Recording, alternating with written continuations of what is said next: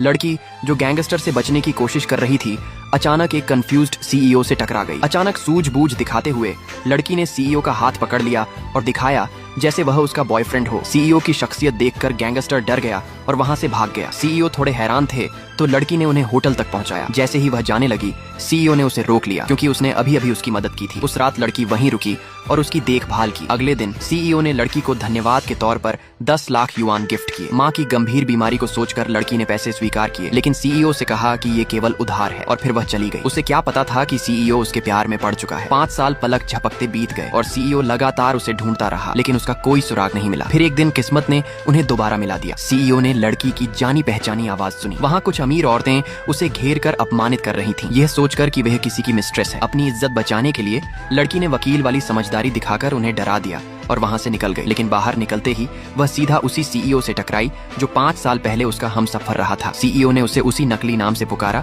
जो उसने पहले बताया था। लड़की हैरान रह गई कि उसे अभी भी याद है, लेकिन सीईओ ने उसे ताना मारते हुए पूछा, क्या अभी तक काफी पैसे नहीं मिले? दूसरों का घर तोड़ने में लगी हो? लड़की को एहसास हुआ कि सीईओ उसे किसी और की मिस्ट्रेस समझ रहा है। उसने तुरंत एक बैंक कार्ड निकाला और उसे ये काम छोड़ने के लिए कहा, साथ ही दुगना पेमेंट ऑफर किया। लड़की ने बिना झिझक मना कर दिया। वह नहीं चाहती थी कि सीईओ को पता चले कि उसने उसकी एक बेटी को जन्म दिया है। जब सीईओ ने उसे जाते हुए देखा तो उसके दिल में एक अजीब सी कमी महसूस हुई। घर लौटकर जब नानी की बेटी ने सीईओ से पूछा, क्या आपको शहद वाला पानी चाहिए, तो सीईओ चौंक गया। छोटी बच्ची बोली, मेरी मम्मी चक्कर आने पर हमेशा शहद का पानी पीती है। नानी ने माफी मांगी कि उसने बच्ची पर ध्यान नहीं दिया, लेकिन सीईओ को कोई गुस्सा नहीं आया, बल्कि उस छोटी बच्ची को देखकर उसका दिल हल्का हो गया। ये देखकर उसके असिस्टेंट्स ने लड़की की माँ पर लापरवाही का इल्जाम लगाया। लेकिन अब असली सवाल ये है कि क्या सीईओ को सच्चाई पता चल पाएगी कि वही छोटी बच्ची उसकी अपनी बेटी है, और जब सच्चाई सामने आएगी तो लड़की क्या करेगी? अपना राज छुपाएगी या सब कुछ बता देगी? यह जानने के लिए पार्ट 2 मिस मत करना। चैनल को अभी सच्चाई करो और कमेंट में लिखो, सच्चाई कब सामने आएगी।